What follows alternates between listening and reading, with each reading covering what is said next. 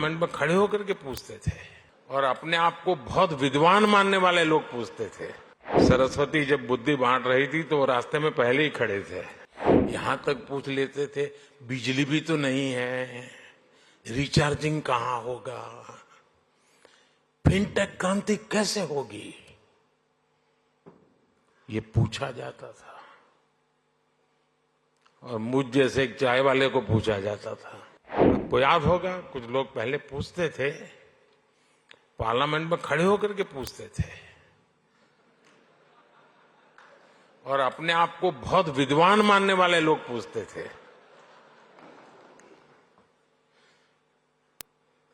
सरस्वती जब बुद्धि बांट रही थी तो वो रास्ते में पहले ही खड़े थे।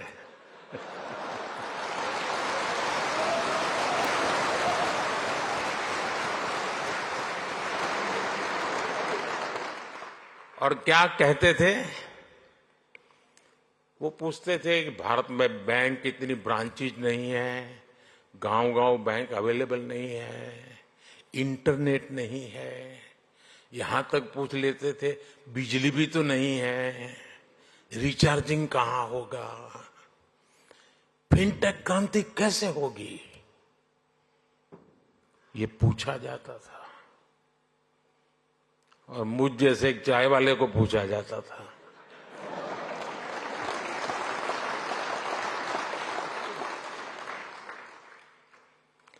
लेकिन आज देखिए, एक दशक में ही भारत में ब्रॉडबैंड यूजर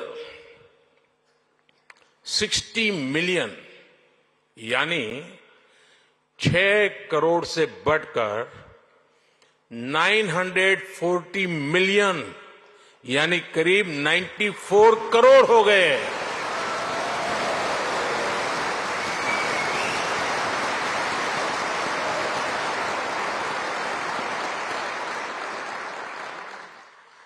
आज 18 वर्ष से ऊपर का शायद ही कोई भारतीय हो जिसके पास उसकी डिजिटल आइडेंटिटी आधार कार्ड नहीं है। आज 530 मिलियन यानी 53 करोड़ से अधिक लोगों के पास जनधन बैंक खाते हो गए हैं। यानी 10 साल में हमने एक प्रकार से पूरी यूरोपियन यूनियन के बराबर आबादी को बैंकिंग सिस्टम से जोड़ा है।